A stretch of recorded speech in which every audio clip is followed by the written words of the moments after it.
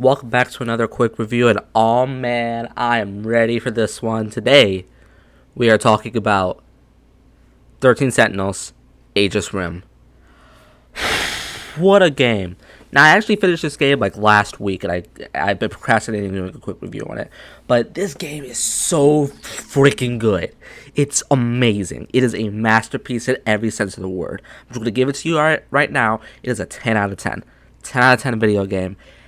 Everybody in this world should go play it. However, I say that, but there are a lot of caveats to this. So this is definitely one of those visual novel style video games. So you're walking around, you're constantly listening to text, or at least that's one side of the video game. The other side of the video game is something that people enjoy even less, and that'll be turn-based, technically turn-based, overhead strategy combat.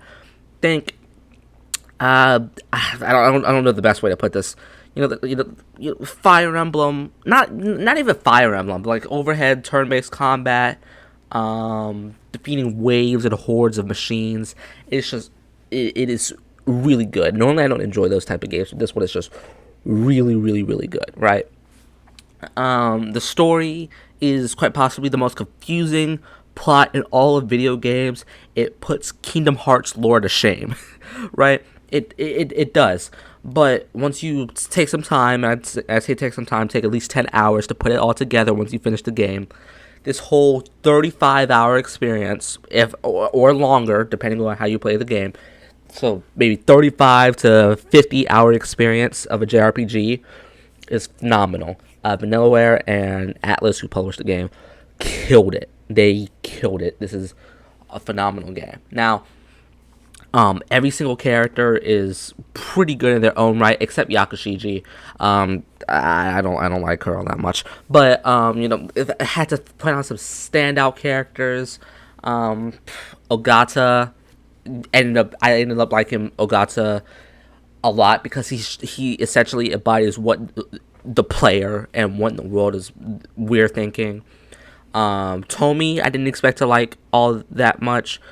She just kind of came off of his tsundere at the beginning of the game, and then you get to learn more about Tomi's story and her friendship and relationship with like Ogata and Miwako and Yakashiji in the future, and she just ends up being a standout character for me. I've always really enjoyed Shinonome and her story. I'm not a massive fan of the whole being in love with said person. I'm not gonna say who, but said person. It's kind of off-putting to me, but other than that, I really enjoy Shinonome. Amiguchi is probably my favorite character. I don't know why, but something about Amiguchi kind of just resonated with me a lot, especially him and his story and the revelations that come with his story. And then final couple.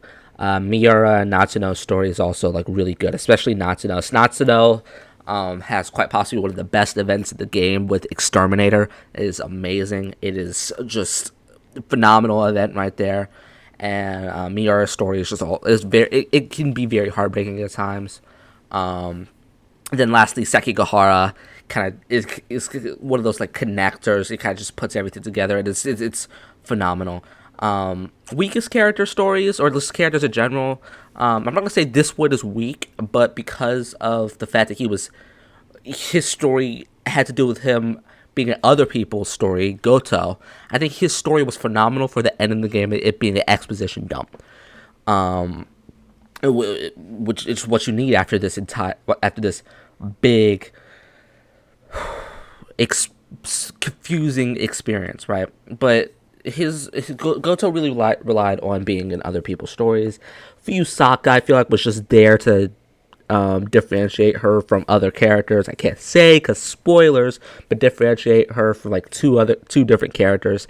Her story wasn't all that great. Juro is just right in the middle. Juro's story was fine. I think it had a lot of high points, but at the same time, it's just kind of that middle of the road main protagonist. He's technically the main protagonist, but at the same time, he's not. But he's the middle of the road type story, the benchmark. Not anything amazing, but not anything terrible. Takamiya's story was just fine. I wouldn't say it's amazing. It's like another 5 out of 10 story. I wouldn't say it's amazing. I wouldn't say it's terrible. Hijiyama, I think he had a really good story at the beginning and the end, but in the middle where you just had to constantly be chasing coins is one of the most annoying things in the world. Same thing with Fuyusaka and the whole cat thing. Just one of the most annoying things in the world trying to get through. And then lastly, Yakushiji, who is my least favorite character in the game, simply because of the fact that it's just motivated by love. And I think it's one of those things where I can appreciate a character that's motivated by love and try to get the person back. But the problem is that she is so invasive. It feels so stalker-ish. Ignore my computer. It feels so stalker-ish that it's very off-putting. And then her behavior towards her friends, as Yotomi, it's just... I didn't like it, and in my opinion, she did not deserve that happy ending towards the end. But that's just me. I know a lot of people disagree, but that's just what I think.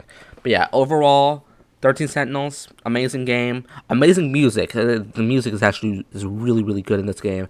Amazing visuals for a side-scroller game, at least in the Remembrance mode like this. Just overall, great game. It's my second favorite game of all time at the moment. My first favorite is still Final Fantasy VI. It's my second favorite game of all time.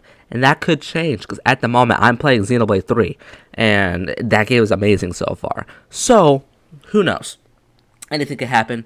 But bottom line, 10 out of 10. This is a masterpiece. Go play it immediately. See ya.